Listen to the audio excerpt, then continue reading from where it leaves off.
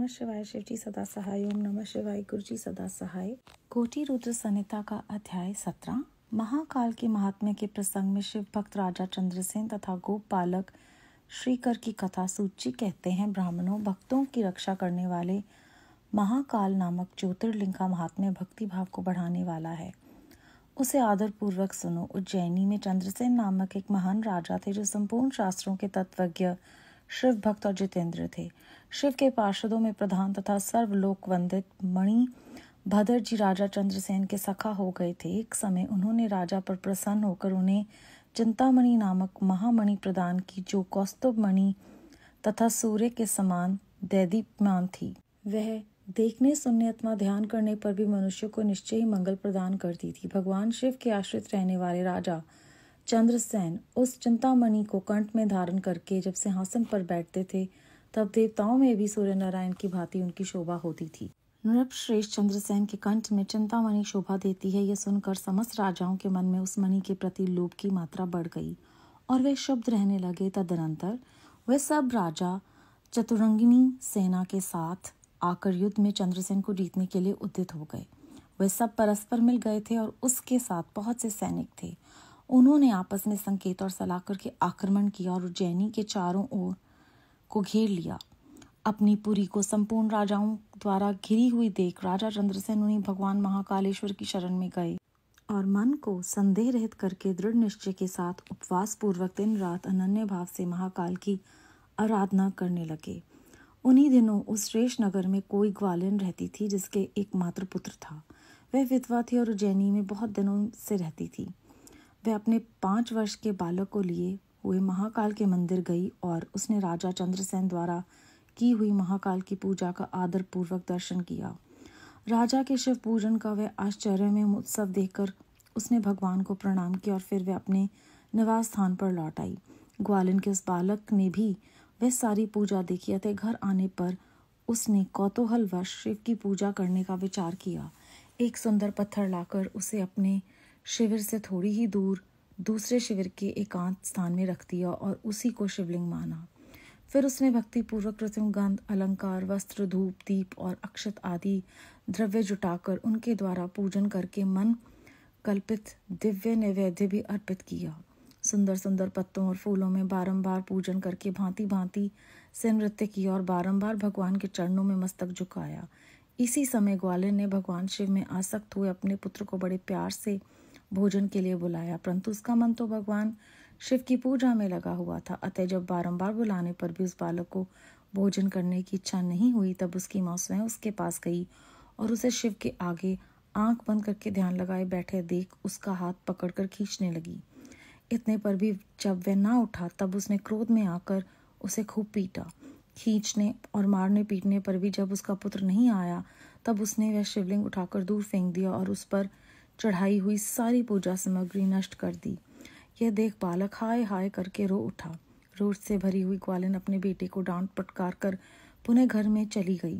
भगवान शिव की पूजा को माता के द्वारा नष्ट की गई देख वह बालक देव देव महादेव की पुकार करते हुए सहसा मूर्छित होकर गिर पड़ा।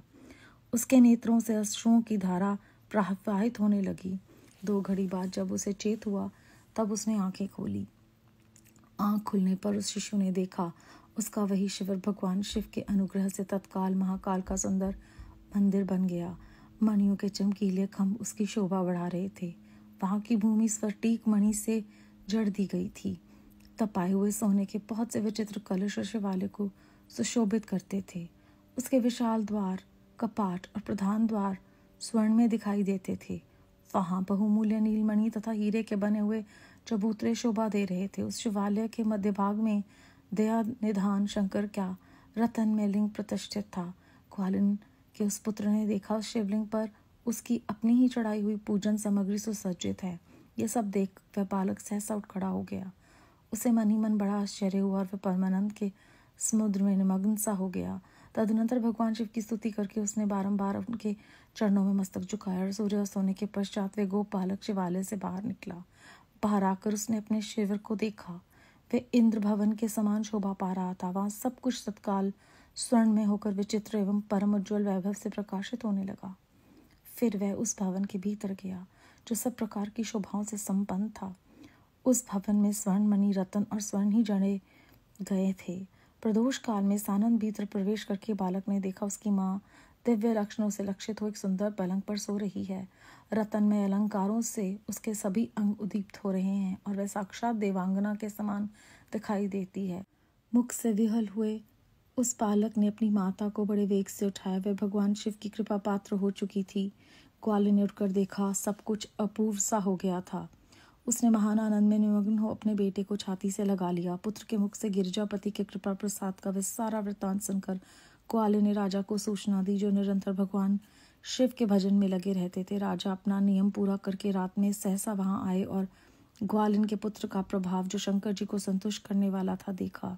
मंत्री और पुरोहितों सहित राजा चंद्रसेन वे सब कुछ देख परमानंद के समुद्र में डूब गए और नेत्रों से प्रेम के आंसू बहाते हुए प्रसन्नता पूर्वक शिव के नाम का कीर्तन करते हुए उन्होंने इस बालक को हृदय से लगा लिया। ब्राह्मणों, उस समय वहां बड़ा भारी उत्सव होने लगा। सब लोग आनंद विभोर होकर महेश्वर के नाम और यश का कीर्तन करने लगे। इस प्रकार शिव का यह अद्भुत महात्म्य देखने से पूर्ववासियों को बड़ा हर्ष हुआ और इसी की चर्चा में सारी रात एक क्षण के समान व्यतीत हो गई। युद्ध के लिए नगर को चारों ओर से घेर खड़े हुए राजाओं ने भी प्रातःकाल अपने गुप्तचरों के मुख से वह सारा अद्भुत चरित्र सुना। उसे सुनकर सब आश्चर्य से चकित हो गए और वहां आए हुए सब नरेश एकत्र हो आपस में इस प्रकार बोले, ये राजा इंद्रसेन बड़े भारी शिव भक्त हैं, अतएव इन पर विजय पाना कठिन है। ये सर्वथा निर्भय होकर महाकाल की नगरी उज्जैनी का पालन करते हैं, जिसकी पूरी के बालक भी ऐसे शिव भक्त हैं। वह राजा चंद्रसेन तो महान शिव भक्त है ही। इनके साथ विरोध करने से निश्चय ही भगवान शिव क्रोध करेंगे और उनके क्रोध से हम सब लोग नष्ट हो जाएंगे। अतः इन नरेश के साथ हमें मेल मिलाप ही कर लेना चाहिए। ऐसा होने पर महेश्वर हम पर बड़ी कृपा करेंगे। सूत जी कहते हैं, ब्राह्मणों, ऐसा निश्चय करके शुद्रहृदय वाले उन सब भूपालों ने हथियार डाल दिए। उनके मन से वैर भाव निकल गया। वह सभी राजा अत्यंत प्रसन्न हो चंद्रसेन की अनुमति ले महाकाल की उस रमणीय नगरी के भीतर गए। वहां उन्होंने महाकाल का पूजन किया। फिर वे सबके सब उस ग्वालिन के महान अभ्युदय पूर्ण दिव्य सौभाग्य की बुरी बुरी प्रशंसा करते हुए उनके घर पर गए। वहां राजा चंद्रसेन ने आगे बढ़कर उनका स्वागत सत्कार किया। वे बहुमूल्य आसनों पर बैठे और आश्चर्यचकित एवं आनंदित हुए। गोप बालक के ऊपर कृपा करने वाले स्वतः प्रकट हुए शिवालय और शिवलिंग का दर्शन करके उन सब राजाओं ने अपनी उद्दम बुद्धि भगवान शिव के चिंतन में लगाई। तदनंतर उन सारे नरेशों ने भगवान शिव की कृपा प्राप्त करने के लिए उस गोप शिशु को बहुत सी वस्तुएं प्रसन्नता पूर्वक भेंट की। संपूर्ण जनपदों में जो बहुसंख्यक गोप रहते थे, उन सब का राजा उन्होंने उसी बालक को बना दिया। इसी समय समस्त देवताओं से पूजित परम तेजस्वी वानर राज हनुमान जी वहां प्रकट हुए। उनके आते ही सब राजा बड़े वेग से उठकर खड़े हो गए। उन सब ने भक्तिभाव से विनम्र होकर उन्हें मस्तक झुकाया। राजाओं से पूजित हो वानर राज हनुमान जी उन सब के बीच में बैठ गए और उस गोपाल को हृदय से लगाकर उन नरेशों की ओर देखते हुए बोले, राजाओं, तुम सब लोग तथा दूसरे देहधारियों भी मेरी बात सुने। इससे तुम लोगों का भला होगा। भगवान शिव के सिवा देहधारियों के लिए दूसरी कोई गति नहीं है। यह बड़े सौभाग्य की बात है कि इस गोप बालक ने शिव की पूजा का दर्शन करके उसे प्रेरणा ली और बिना मंत्र के भी शिव का पूजन करके उन्हें पा लिया। गोप वंश की कीर्ति बढ़ाने वाला यह बालक भगवान शंकर का श्रेष्ठ भक्त है। इस लोक में संपूर्ण भोगों का उपभोग करके अंत में ये मोक्ष प्राप्त कर लेगा। इसकी वंश परंपरा के अंतर्गत 8वीं पीढ़ी में महायशस्वी नंद उत्पन्न होंगे, जिनके यहाँ साक्षात भगवान नारायण उनके पुत्र रूप से प्रकट हो श्री कृष्ण नाम से प्रसिद्ध होंगे। आज से ये गोप कुमार इस जगत में श्रीकर के नाम से विशेष ख्याति प्राप्त करेगा। सूची कहते ब्राह्मणों, ऐसा कहकर अंजनी नंदन शिव स्वरूप वानर राज हनुमान ने समस्त राजाओं तथा महाराज चंद्रसेन को भी कृपा दृष्टि से देखा। तदनंतर उन्होंने उस बुद्धिमान गोप बालक श्रीकर को बड़ी प्रसन्नता के साथ शिवोपासना के उस आचार व्यवहार का उपदेश दिया जो भगवान शिव को बहुत प्रिय है। इसके बाद परम प्रसन्न हुए हनुमान जी चंद्रसेन और श्रीकर से विदा ले उन सब राजाओं के देखते देखते वहीं अंतर्ध्यान हो गए। वह सब राजा हर्ष में भर कर सम्मानित हो राजा चंद्रसेन की आज्ञा ले जैसे आए थे वैसे ही लौट गए। महातेजस्वी श्रीकर भी हनुमान जी का उपदेश पाकर धर्मज्ञ ब्राह्मणों के साथ शंकर जी की उपासना करने लगा। महाराज चंद्रसेन और गोप बालक श्रीकर दोनों ही बड़ी प्रसन्नता के साथ महाकाल की सेवा करते थे। उन्हीं की आराधना करके उन दोनों ने परम पद प्राप्त कर लिया। इस प्रकार महाकाल नामक शिवलिंग सत्पुरुषों का आश्रय है।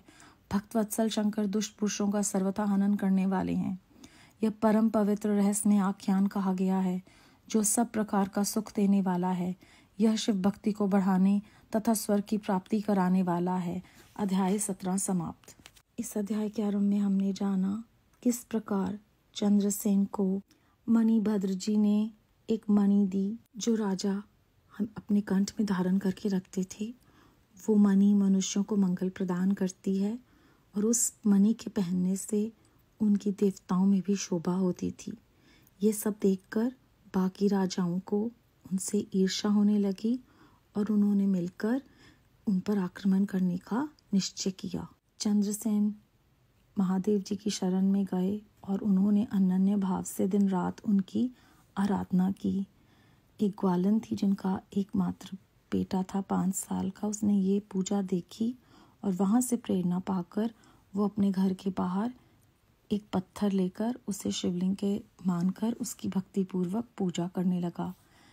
जो जिससे चीज़ों से भी उसने पूजा की थी वो कृत्रिम थे, चाहे वो गंध था, अलंकार था, वस्त्र थे, धूप थे, दीप थे। तो जब वो ये सब कर रहा था तब उनकी माता ने उन्हें खाने के लिए बुलाया, वो नहीं आया। उन्होंने उसे मारा भी, तब भी वो नहीं आया। और गुस्से में जब माता ने वो शिवलिंग दूर फेंक दिया तो उस बच्चे को इतना दुख हुआ कि वो मूर्छित हो गया। और वहाँ पर जब उसने आँख खोली तो उसने देखा कि बहुत सुंदर स्वर्ण में मंदिर वहाँ बन गया है। उसने अपनी माता को जब ये सब कुछ बताया तो माता ने वो अपने पुत्र को गले से लगाकर राजा को सूचना दी। राजा जब वहाँ पर दर्शन करने आए तो वो भी बहुत खुश हुए, उन्होंने भी उसे गले से लगा लिया। ये सारी जो है बात वो उन राजाओं तक पहुँच गई जो उन पर आक्रमण करने आए थे। उन्होंने आपस में बात की कि जिस पुरी का बालक शिव भक्त है तो राजा चंद्रसेन तो महान शिव भक्त हैं ही, तो अगर हम उनका विरोध करेंगे तो शिव जी हम पर नाराज हो जाएंगे और हमें नष्ट कर देंगे। तो उन्होंने अपना मन बदल लिया और हथियार डाल दिए। अब वहाँ पर जब ये सब हुआ तो हनुमान जी वहाँ पर प्रकट हो गए और उन्होंने बहुत महत्वपूर्ण बात कही। उन्होंने कहा कि शिव जी के अलावा दूसरा कोई भी मनुष्यों को गति नहीं देता और इस गोप पालक के द्वारा हमें ये प्रेरणा दी है कि उसने पूजा का दर्शन करके प्रेरणा ली और मंत्र भी नहीं किया और शिव जी की पूजा की। तो भगवान जो हैं वो भाव देखते हैं और उसके भाव की वजह से ये बच्चा जो है वो मोक्ष तक प्राप्त कर लेगा और 8वीं पीढ़ी में ये नंद के रूप में प्रकट होंगे और साक्षात भगवान नारायण इनके पुत्र होंगे जो श्री कृष्ण के नाम से प्रसिद्ध होंगे। हनुमान जी कहते हैं कि आज से इस गोप कुमार को श्रीकर के नाम से जाना जाएगा और ये ख्याति पाएगा। उसके बाद वो अंतर ध्यान होकर चले जाते हैं, सारे राजा भी चले जाते हैं और सबको बहुत हर्ष होता है। महाराजा चंद्रसेन और वो गोपालक श्रीकर दोनों ही महाकाल की सेवा करते रहते हैं और आराधना करके उन्होंने परम पद प्राप्त कर लिया। हमने ये भी जाना है कि शिवजी महाराज जो हैं वो दुष्ट पुरुषों का सर्वथा हनन ही करते हैं और शिव भक्ति को बढ़ाने का तथा स्वर्ग की प्राप्ति कराने का ये रहस्यमय आख्यान हमें फिर से ये प्रेरणा देता है कि निरंतर हमें उस एक का ही ध्यान करना है और वो हमारा भाव देखते हैं और कैसे उस बच्चे को फिर हनुमान जी शिवजी महाराज की आचार व्यवहार का उपदेश भी देते हैं जो शिवजी को प्रिय है। बेअंत शुक्राना गुरुजी महाराज। ओम नमः शिवाय। शिवजी सदा सहाय। ओम नमः शिवाय। गुरुजी सदा सहाय।